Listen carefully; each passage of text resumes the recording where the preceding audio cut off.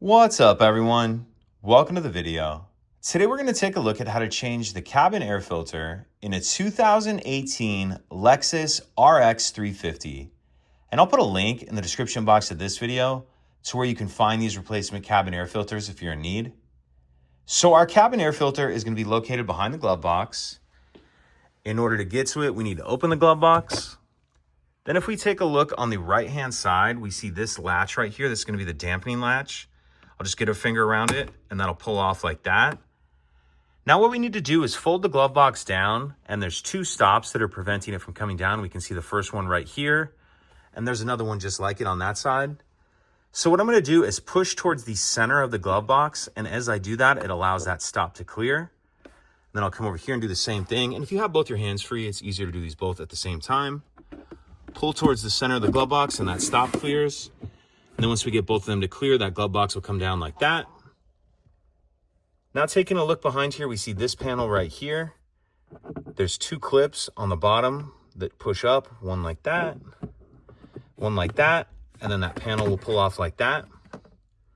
Once we get the panel off and take a look behind here, this is the access door to the cabin filter, and there's this pinch clip on it that'll pinch together and then pull off of there like that.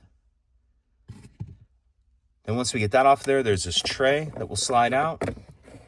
And normally I would change this filter out of this tray outside of the vehicle just so we don't get anything dirty, but I'm gonna do it in here just for a little better lighting. So the part that'll actually be changed is the filter that's in this tray, like this.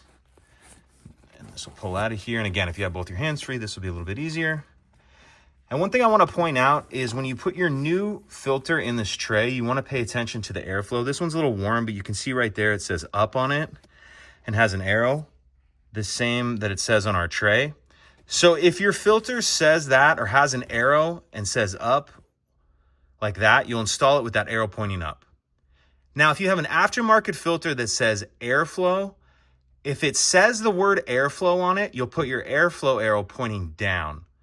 But if it just has an arrow or an arrow with the word up, then point your arrow up. So the new filter will just sit down in there, and there's these four tabs, two in the front and two in the back right here that kind of hold it in there. So once you have your new filter in that tray, we'll reverse everything we just did to close it up. Slide it in, and with this orientation, you want the arrow pointing up.